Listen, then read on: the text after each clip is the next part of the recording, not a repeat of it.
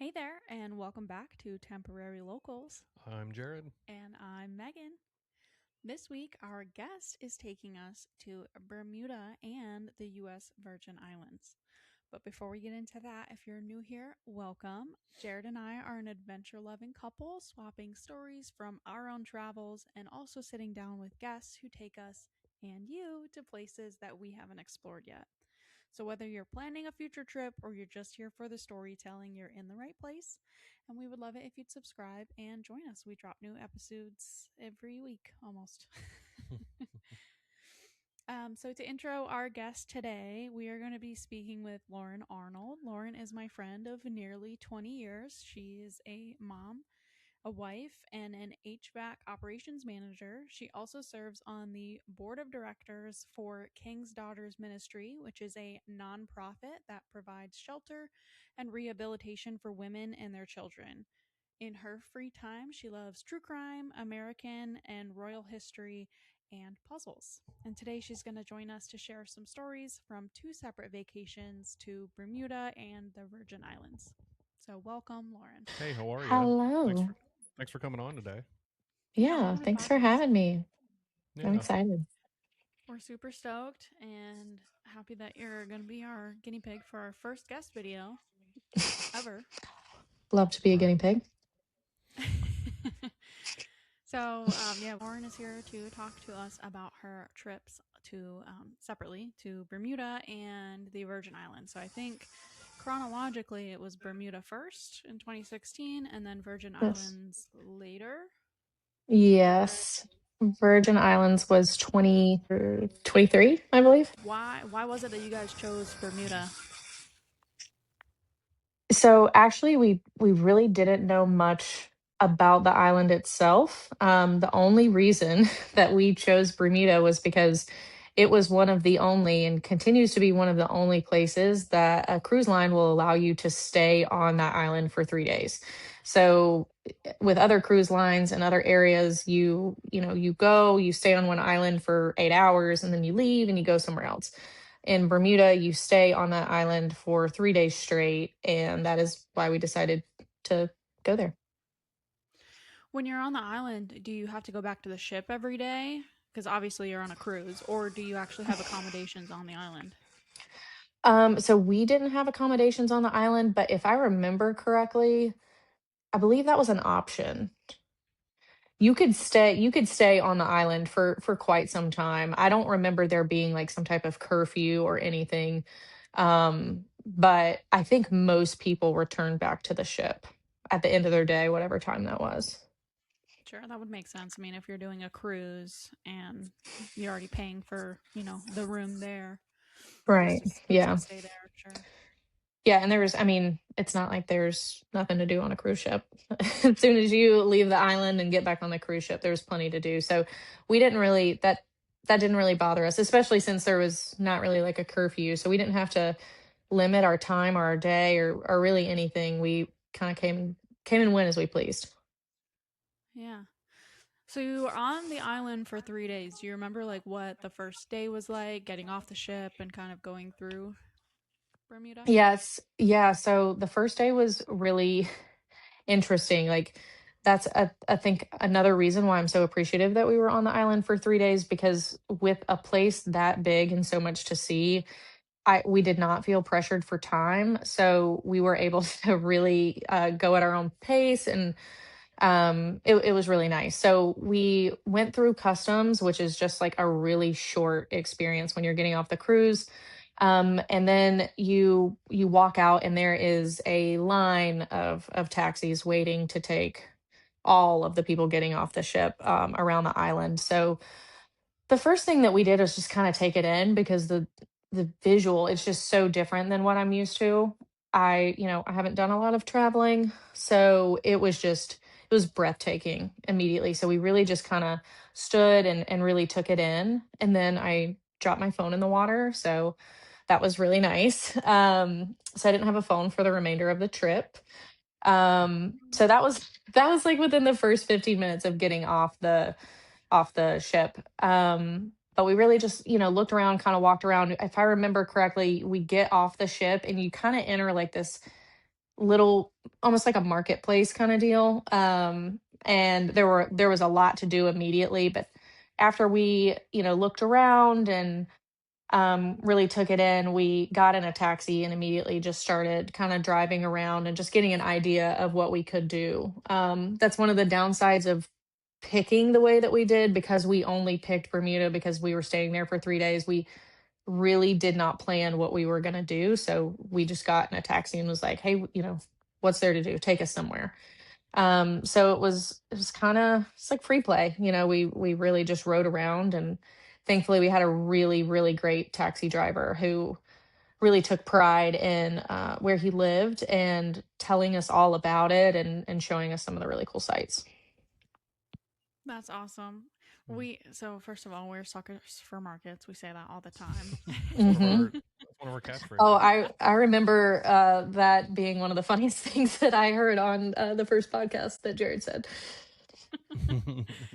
And two, we talk all the time about how having an itinerary is great and knowing the things that you want to do is awesome, but it's also great to just kind of wing it like you guys talked about, because then you find stuff that you might have not have known about if you were planning a trip from abroad and you're just kind of looking at highlights online or in travel books or whatever. So I think that's a great way to experience a new place, is just kind of winging it.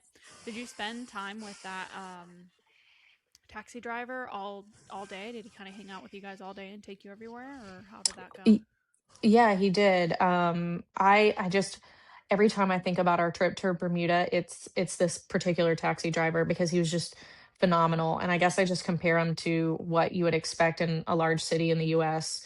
It just wildly different. But you could just tell that he took a lot of pride in where he lived and showing it to tourists. He took no, I don't even know how to describe it. He was just very, very kind and very nice, and I really, really liked him. So yeah, he took us to a lot of places. That first day, we didn't really go anywhere and stay. We did a lot of riding around, and then he would take us to a nice little spot. We'd hang out there for like 10 minutes, and he would wait on us, and then we would, go back into the taxi. So that first day, we spent a lot of time with this gentleman, and he actually ended up showing us the currency, which we didn't really have to use.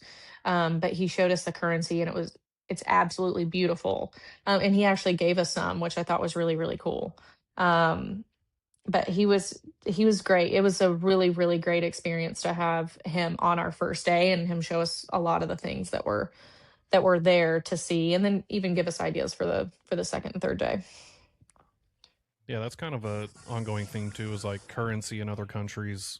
They seem to be like so far ahead of us. Hmm. So many places we've been, their currency is just so cool. They have like really colorful animals or birds or Hmm. whatever, or monuments, and ours just has like old dead white guys. It's But do you remember how boring. much? It's so Do boring. you do you remember how much you spent like on his services driving you around like for the day? Like, do you remember how Oh, much that that's a was? great question. Um, I really Like don't equivalent? remember. Um, I don't remember that, but I do remember it being being kind of surprised at how low the cost was. It Yeah. I don't remember exactly, but I do remember it being lower cost. And honestly, a lot of the things there were.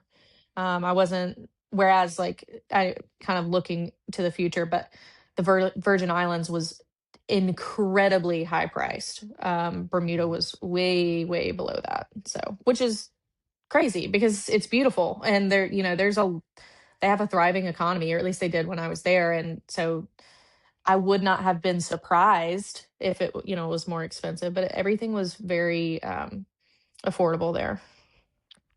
Yeah. And I mean, was the price of him driving you around and everything, was that something that like you guys negotiated beforehand? Because that's kind of the nice thing about rideshare services like Uber or Lyft or Grab or some of these, even in other countries, is like taxi drivers a lot of times can try to scam you, and if you don't set a price beforehand, they can say whatever they want. You owe them whatever. Yeah. Whereas, if you're going through a company like Uber or something, it's like that price is already set, so beforehand, before you even get in the vehicle, what you're paying. So, do you remember, like, did you make sure he knew what you were paying him beforehand? No. So I have to admit that Aaron and I were, very young travelers. This was the first time that we had done anything at that level of travel. We had pretty much both of us stayed within the surrounding three states from South Carolina. So um, we literally just jumped in that taxi and didn't even ask questions. So yeah, it was not something that was negotiated ahead of time. It was just something um, that we just got into and found out afterwards. I will say that, I mean, I don't know if you've ever been to an airport in New York City, but I remember when we were in New York, which is actually where we were before we went to Bermuda. We left from New York. There is a line of yellow taxis as soon as you get out of the airport in New York. It was Mhm. literally exactly like that. So it almost makes me think if there's maybe some type of agreement with the cruise ship or the cruise line, maybe not on a price or anything like that, but I guess I don't know. I just felt very safe in that situation. Yeah, I felt very safe. I didn't feel, and that could either be because of, the area and just how I felt on the cruise ship, or just being naive because I was such a young traveler. But I didn't have any reason in the moment of getting in the taxi to try to negotiate any type of price or come to any type of understanding. We just got in and went. Thankfully, it turned out okay.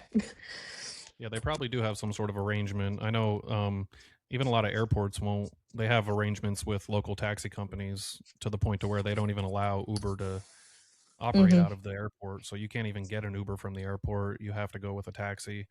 Um, so yeah, I mean, you probably have less of a chance of being scammed in that situation. But I just know that, Hmm. like, in a foreign country, anytime you get in a taxi, if you're using a taxi company, you always set the price beforehand, and that they know that, like, this is what I'm paying when the service is over, because they can and sometimes do try to, like, overcharge you and try to double Hmm. the price.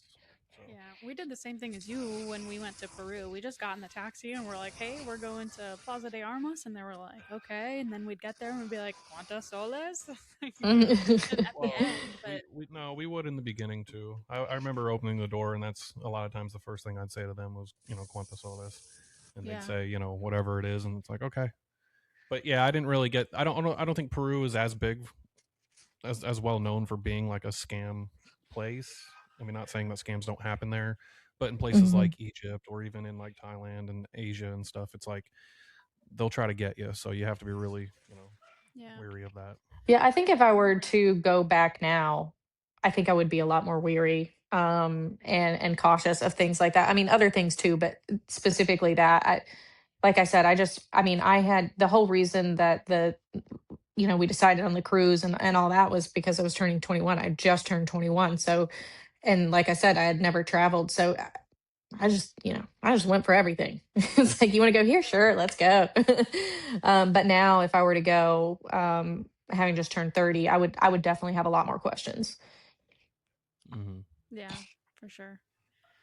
So your first day, you kind of just did some sightseeing with your taxi driver. Did you visit any cool like, places? My it continues to be my favorite place was one of the beaches that we went to. There are so many different beaches. I don't recall the name. It's just again my age and not really appreciating what I was actually doing at the time, but I don't recall the name of the beach, but I remember it being famous for having the pink sand. And I think Bermuda is pretty commonly known for having pink sand, but it is, I mean, it was absolutely wonderful. I mean, it was, if you were to like really just hold it in your hand, you can't really tell that it's pink, but that was the thing that we did, and probably the time we spent like the longest while the taxi driver waited on us. But we went to that beach, and it,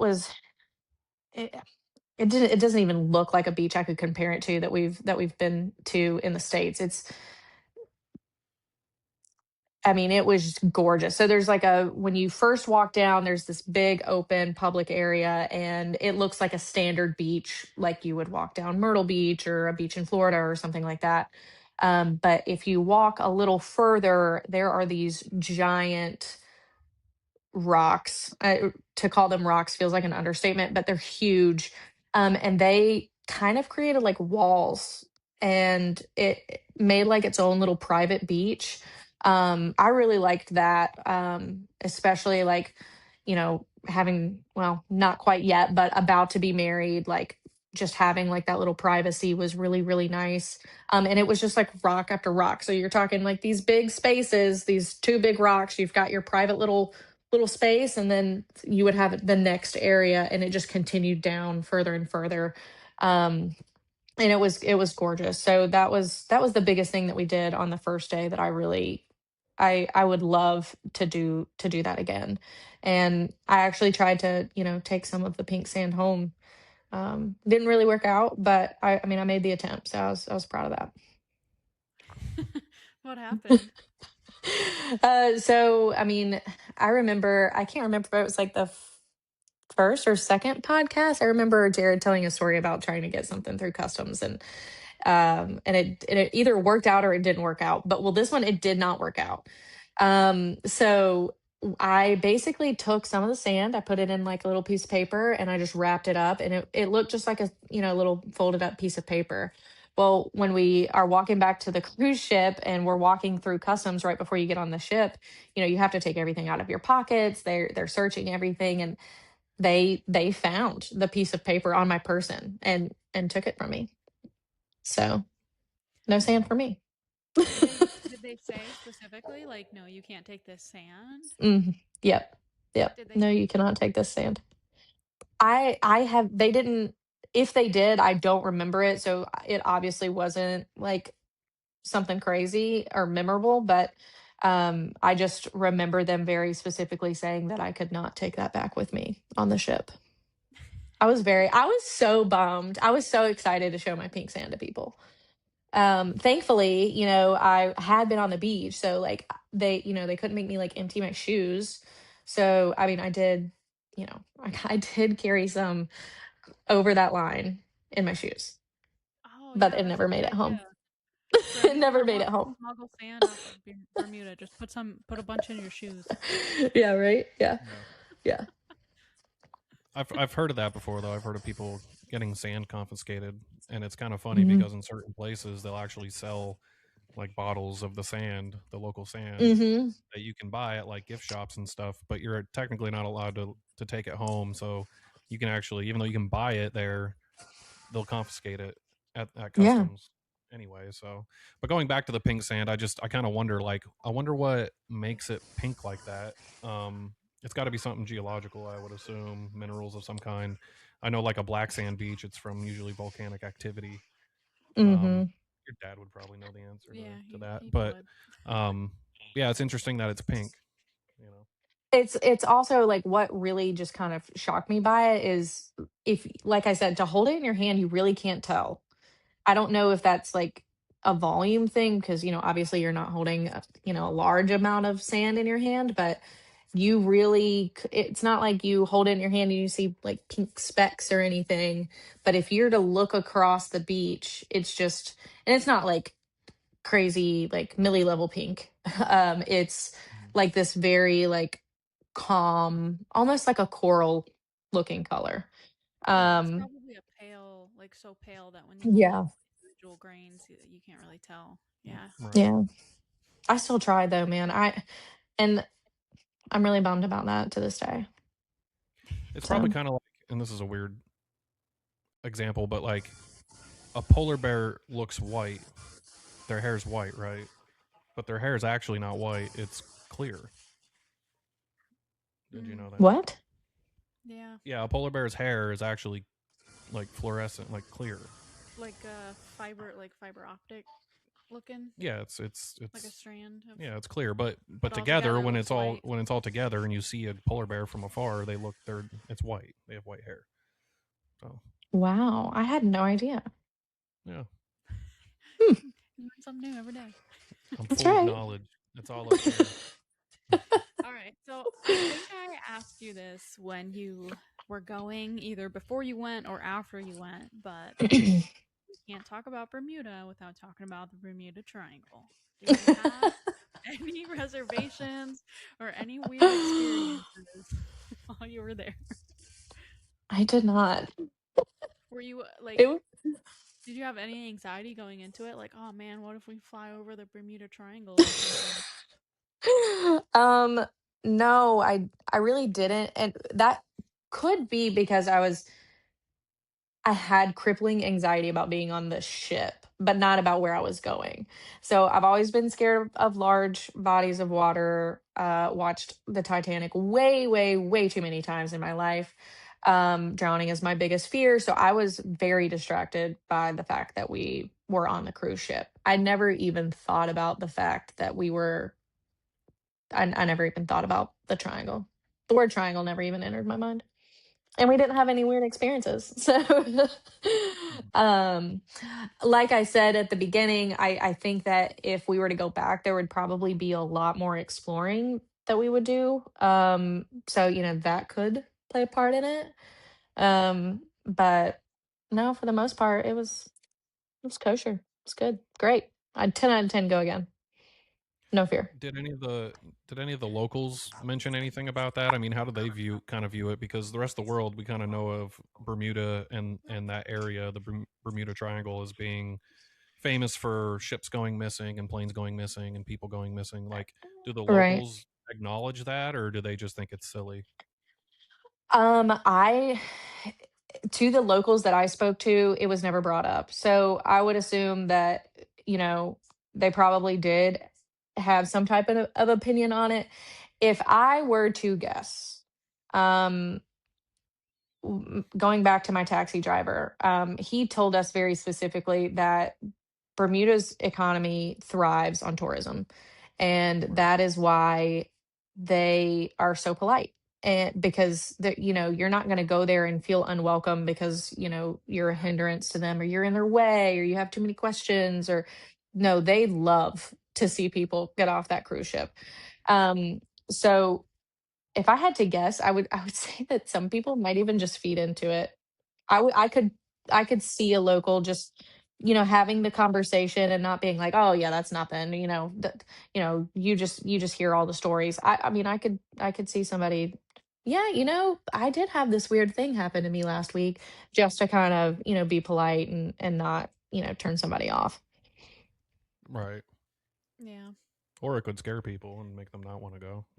It That's could be true. the opposite too. Well, if you're already Yeah, there, you know. Right. Well, that's true I too. gotta go. You're not leaving. So I think Yeah. you mentioned kind of before we talked that you guys went to like a fort and a lighthouse. Do you remember those experiences? Yeah, the lighthouse was pretty short. If I remember correctly, that was the first day, and that was just one of those stops that we did. So we just climbed it and looked out. The most insane view. I mean, just beautiful. But we were there for a short time. The fort, however, was very, very interesting. Um, we walked around. I think one of the things that stand out the most is the moat around it. It felt like I had just like entered a completely different environment. It was very rainforesty. The weather went from like gorgeous and clear, like no humidity, no, like it was just perfect, to going way far down, being completely immersed in trees and plant life and just green. I felt like my skin looked green. There's so much greenery. Um, and the humidity change is very, very wet there. Um, but yeah, that we stayed there, I think half of the second day. So we didn't have a tour guide or anything. I don't think we did any like official tour guides at any of the places that we went, but um yeah, it was wonderful to kind of do that on our own. That's kind of Aaron and I's thing anyways. Um, but yeah, it was great. Yeah, we like to go explore on our own places too. I think I saw a picture, and I'm not sure if this is a picture of the fort, but it was did it have like green cannons on it, or Yes. was that something else? Yep. No, that was from the fort. Yeah. Really cool. Yeah. Did they have like exhibits or anything like that? Like I remember, just to compare, we've in St. Augustine, there's the Castillo de San Marcos, and it's like we felt like we were stepping back in time because you go there and there's people dressed up in like, you know, Colonial attire, yeah, colonial. Hmm. Spanish.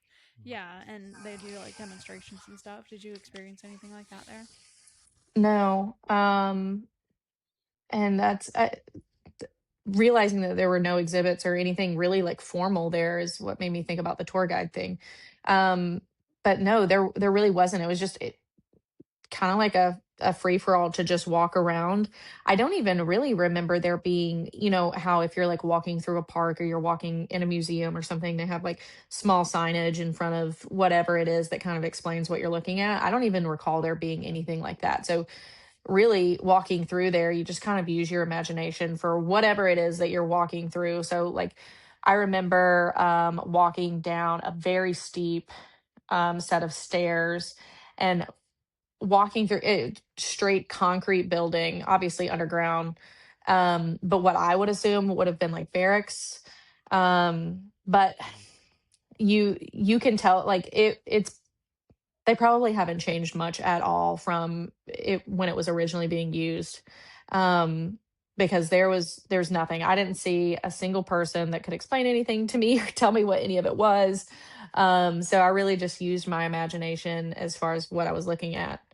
Um, so we saw the what I said or what I thought appeared to be the barracks. We saw a lot of old cannons, which were really really cool, um, at each corner of the fort.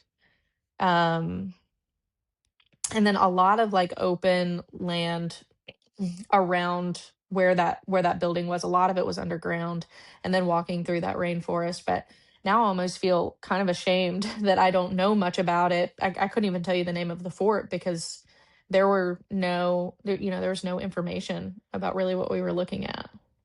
Did you have to pay to get there? Was there a fee Mm-mm. to enter? Or No, it's just kind of like public no, no. for Yep, anyone it's walking open around? to the public. Yeah, Yeah, that's interesting. Mm-hmm.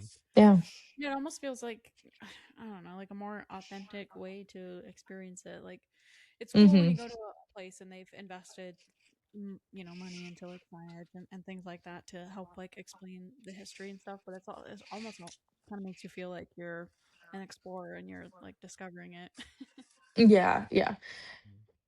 I liked it, like, for me, when I'm walking through, like, going to museums or walking through places like that, I have this thing that my brain does, and I immediately put myself back into, a completely different century. And so that allowed me to do that a lot easier. I wasn't like, oh yeah, well I feel like it would look like this, but this sign tells me that, the colors would have been red and blue or, whatever it is. So I mean, it really just kind of let my mind explore. I liked it, but I also do like knowing what I'm looking at. The fact that I can't tell you what fort we were on or give you much like very specific information is frustrating. But at the same time, I appreciated the fact that we were able to explore on our own and just kind of come up with our own ideas of what we were looking at. Yeah. Mm-hmm. Yeah, we'll have to look it up. Like fort in Bermuda, give it a goog because I mean Yeah, it could just be that they don't know anything about it and that's why there's nothing there. So who knows? yeah. And who knows what's changed? I mean, that was 10 years ago now. Yeah. Um, so it's possible that, that they've added or, things have changed. So Yeah. Yeah. Absolutely. So I think there's one last story here on Bermuda. Did you have an experience where you guys were trying to buy some sort of unit of marijuana? One unit. we were not trying. But it does go back to our lovely taxi driver. No, I think this was a different one. This was a different taxi driver. But we were definitely not seeking it out. I think, like I said, that a lot of the locals are just proud and they talk and, you know, they inform you of their experiences and all the things. And this particular gentleman offered us some marijuana, and we were like, yeah, absolutely. Um, you know, we're on this foreign island, you know, whatever. And then we got, and the guy was like, well, you know, I have to go pick it up, and then I got to go do this, and and then I'll come back. And we got out of the taxi, and he was like, you guys can just like wait here. We were at a stop. We were actually stopping where we were, so could go look around, and then he was going to come back. And when he left, we just kind of looked at each other and we were like, what are we doing? It's a terrible idea. um, we don't even know this person. Like, Did you already they give him money? could. No, no, no, no. Oh, okay. That's good. I was pretty naive, but it wasn't that bad. And thankfully I didn't, because we just got so weirded out by all of it. We just, where we were, I think it was a beach that we ended up going to, and we just stayed on that beach for an extended amount of time so that we knew that taxi driver had come and gone again. And yeah, I mean, we were just like, "Ooh," and left. That was it. Because like in the moment, it was just like, yeah, we're on this island. We're going to have fun. You know, I just turned 21. We're about to get married. Yeah. No, we're not doing that. So it's kind of how that went. Yeah, I know what that's like. I don't know if it's because of the way I look or what. Maybe it's like tattoos or what, but I get offered drugs It's most the beard, places. Jared. It's the beard. And the beard, yeah. But which, 10 years ago, sure, I would have. But now I'm just like, no, man. Like, why do you assume I do Yeah. drugs? You Yeah. know what I That's offensive. mean? Yeah. Yeah. Yeah. I'm really glad we made that choice. Yeah, sounds like a good one. Yeah. But still a fun But no, I story. mean, it's still a fun story. Like I remember just being so excited and then just immediately feeling a lot of regret. It's just like your face just changing, like, oh shit. But then you What feel did we do? obligated because you already told the guy, like, Right. yeah. Yeah. Yeah, and they're all so nice. So like the last thing that I wanted to do was like inconvenience this man, but I it was like in that moment after I got out, I realized like how potentially dangerous that entire situation could have been. And I was like, I would rather be seen as an inconvenience than put myself in a dangerous situation. Like that could have turned in so many different directions. So I was like, yeah, I'm out of here. Yeah. Yeah, he could have been an I undercover am cop. leaving the triangle. Yeah. Yeah, he could have been undercover or an informant, and Right. then you get arrested, and then the cops are like, and then you have to pay the police, which is how it always seems to go. Yeah. Yeah, that could have gone south, but it didn't. And it sounds like you had a It really good didn't. time and that you'd Yeah. enjoy going back. Yeah, no. If I were to go on a cruise again, I would take the same cruise right back to Bermuda with the same cruise line. It was phenomenal. There are so many other like aspects to that trip, but we were able to pack so much into it. We left from New York City, as I said, but we got to fly in like 2 days in advance. So we got to see the city, and then when we came back, we stayed 3 additional days in the city and got to explore even more. So it was we were really homesick by the time we got home, but it was a wonderful trip that I would absolutely do again. Yeah, sounds like a good itinerary. Yeah, All it right, was. let's switch gears and head to the Virgin Islands. So this was a more recent trip within the last few Mhm. years or so. Mhm. Um, I think you went in December, if I have Yeah. it correctly. Mhm. And who did you go with? So when I left my immediate home, I was with my two nephews. They So kind of making a long story short, my brother and his wife, they moved temporarily to the Virgin Islands for the pursuit of job opportunities, and their boys went with them. So for that Christmas, they came back home and spent some time with family here.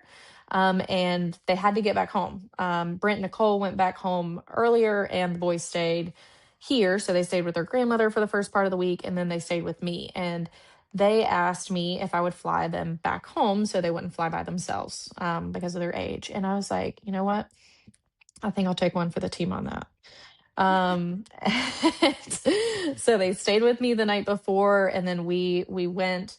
And then of course we joined Brent and Nicole once we got there. So for the whole trip it was me, Brent, Nicole, Cash, and Connor. Awesome. Do you remember how long you stayed there?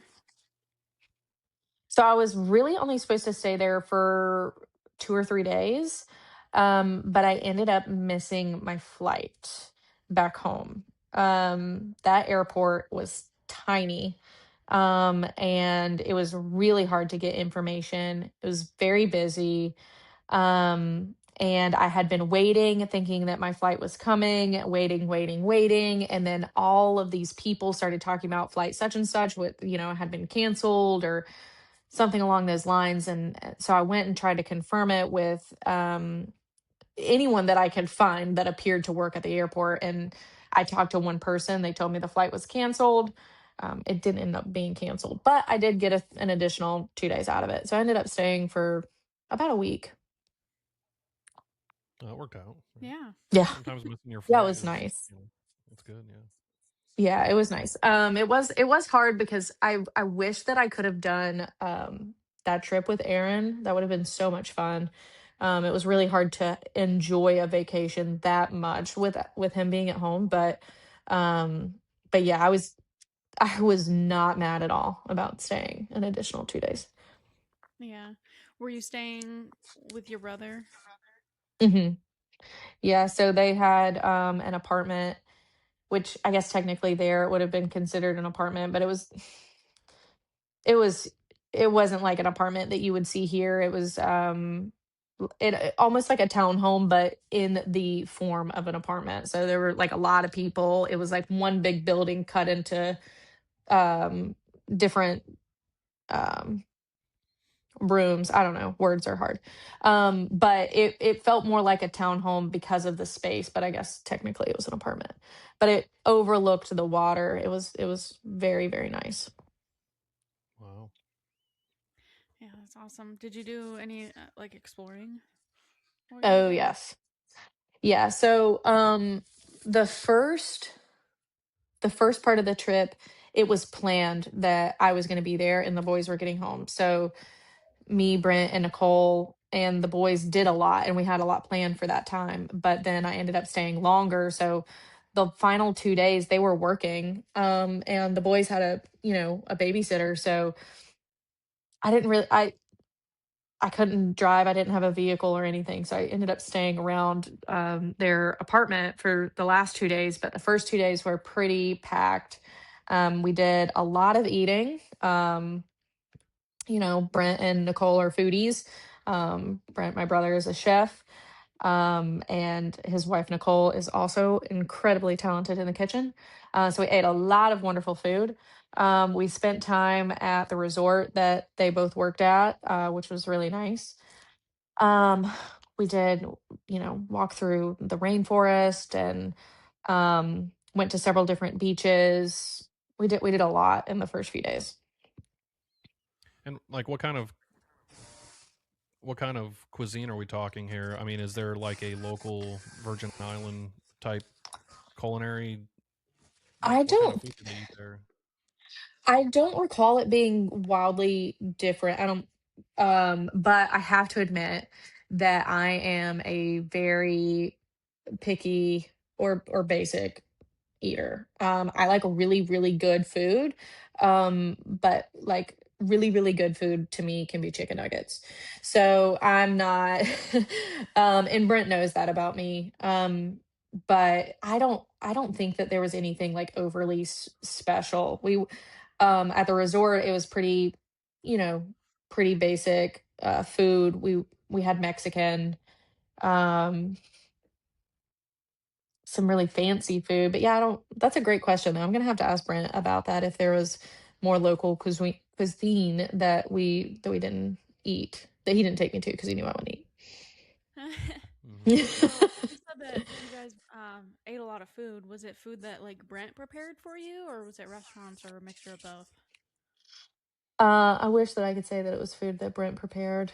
But no. I mean, yes, technically at the resort, he could have prepared it, but um, no, we it was all restaurant eating. I think Brent is, he doesn't do the chef thing anymore. But I think he cooked so long for a living that like when he got home, he just didn't want to cook. Which Yeah. sucks because he's so good.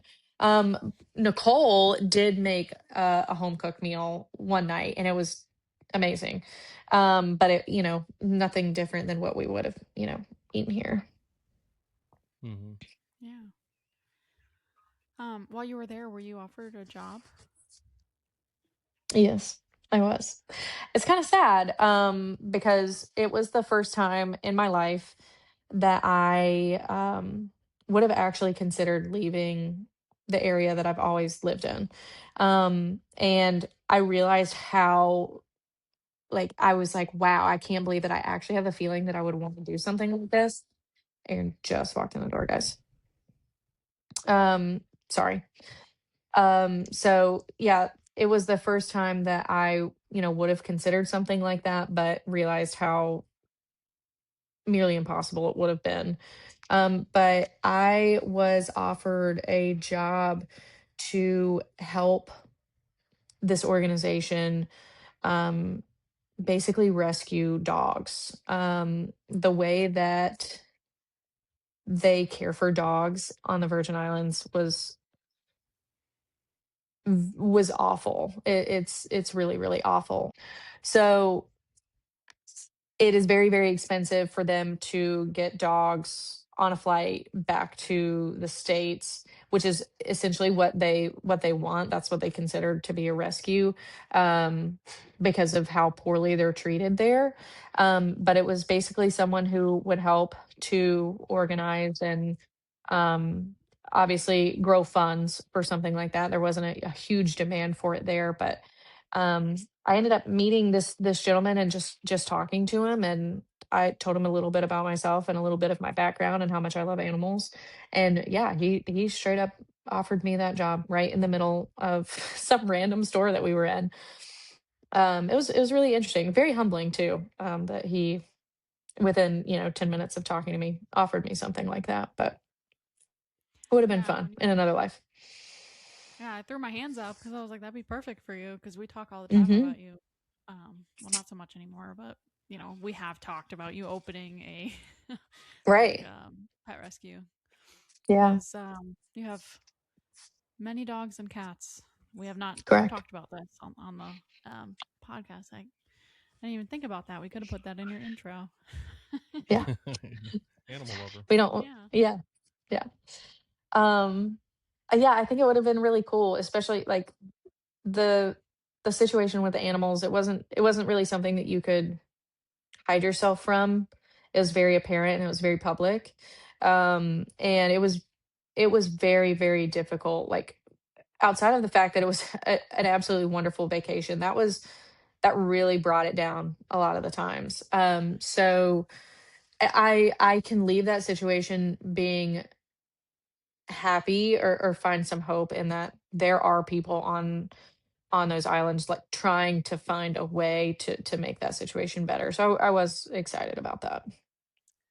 Yeah, when you talk about the treatment of them there, is it just like, are there a lot of stray animals out and the people there just don't really care for them? Like, just for example, like when we were in Peru, we thought it was crazy because there was a lot of dogs on the streets, but like they seemed to be taken care of by the community. Like they didn't seem to go hungry, and some of them even had cute little outfits on.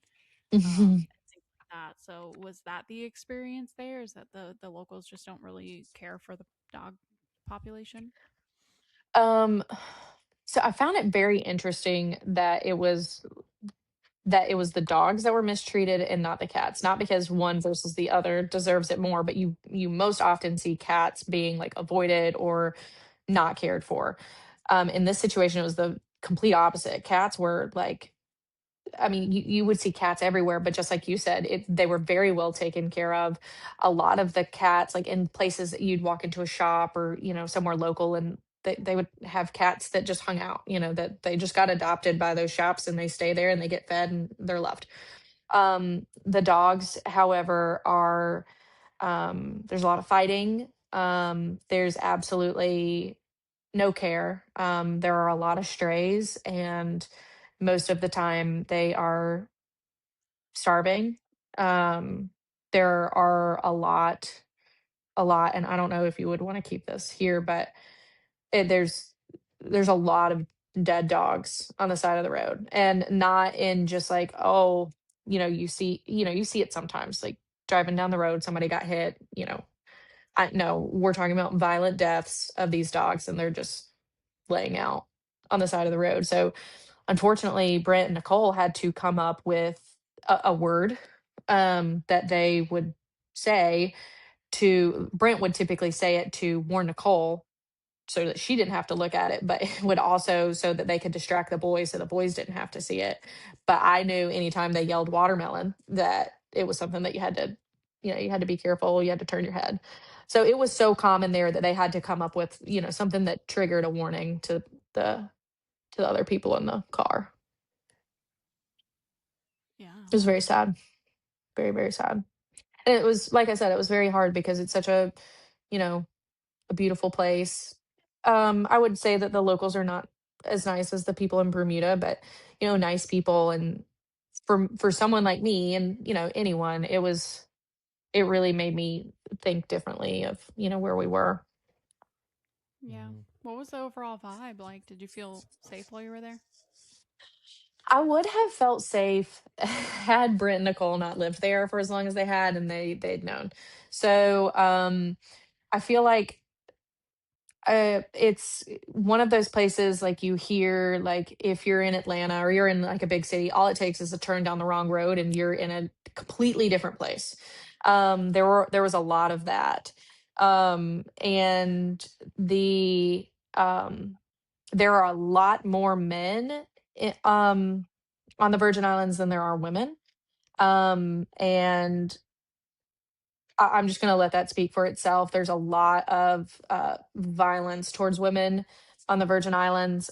If I remember correctly, Nicole like someone actually, a man tried to or attempted to remove Nicole from her vehicle several times at a stoplight. Um, but if I did not know those stories, there's nothing about the area that would have made me feel that way. I think I just knew, so it kind of put a chip on my shoulder. But everyone was very, very nice. It was very islandy, even way more so than Bermuda. It was very much everyone was living on island time. I didn't see anyone rushing to do anything, and it was a breath of fresh air.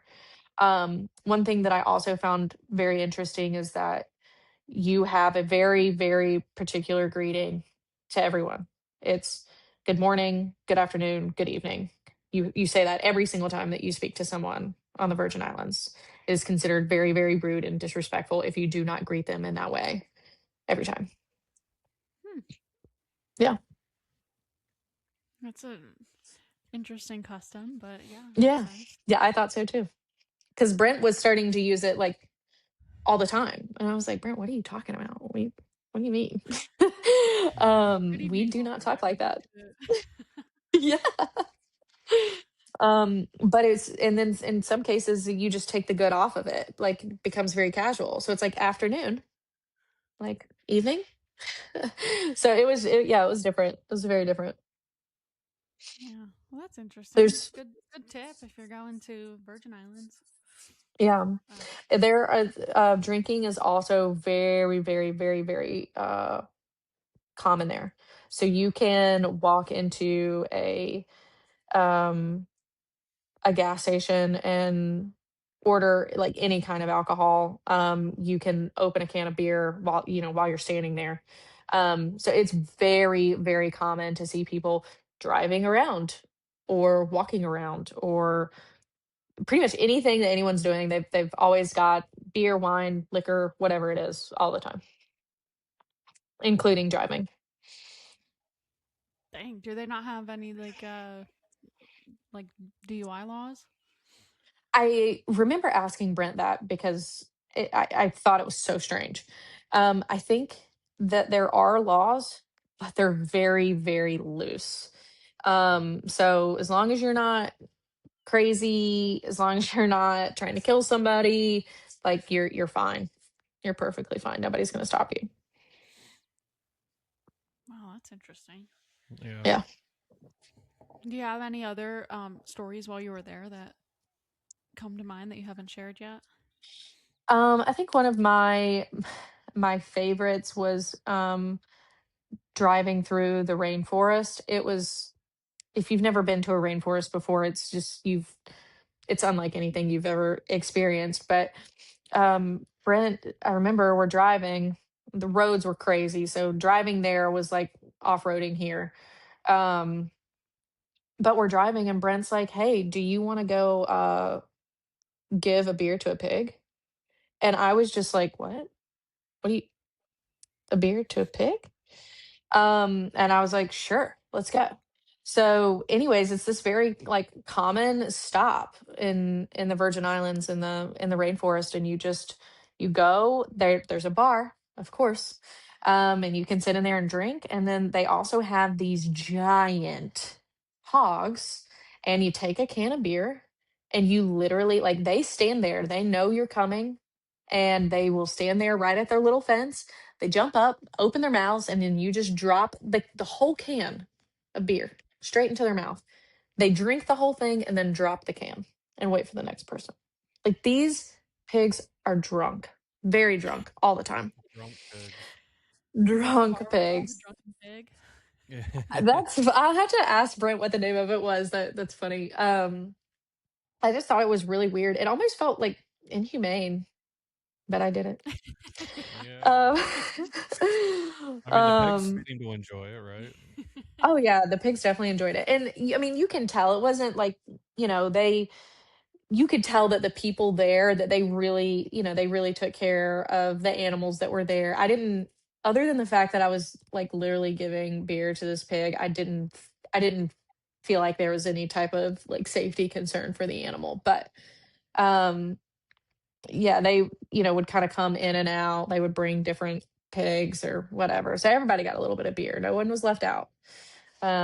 So very caring there.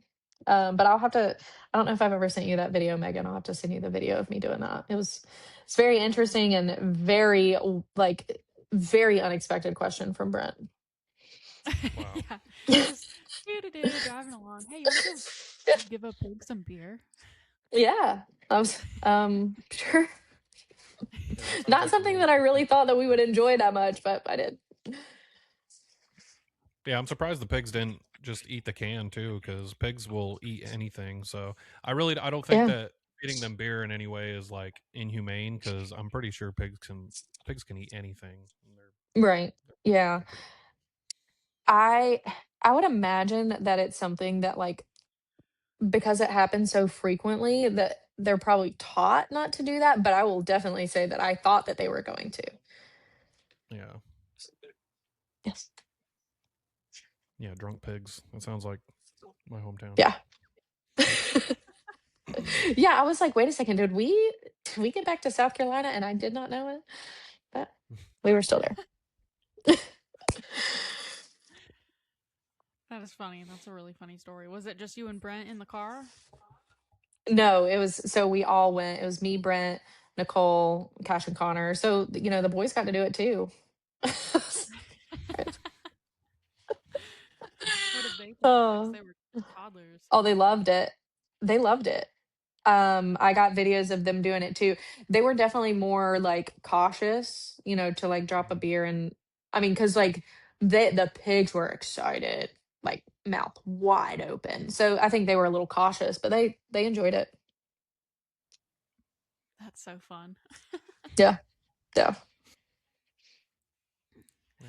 Awesome. Well, thank you so much for sharing your experiences with us. We really appreciate you coming on and making the time. And well, sorry about my distractions in the middle of it as well. But no, thank you so much for having me. And I really enjoyed it. It was great.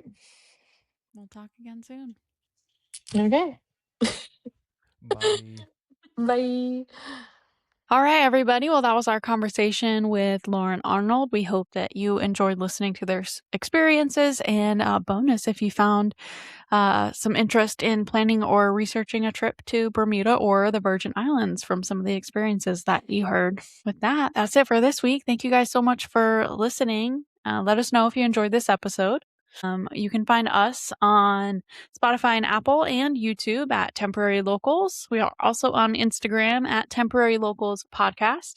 You can find Jared on Instagram at Rover_Stover and at Rover Stover on YouTube. And you can find me on Instagram, TikTok, YouTube, and Facebook. And with that, I'm Jared.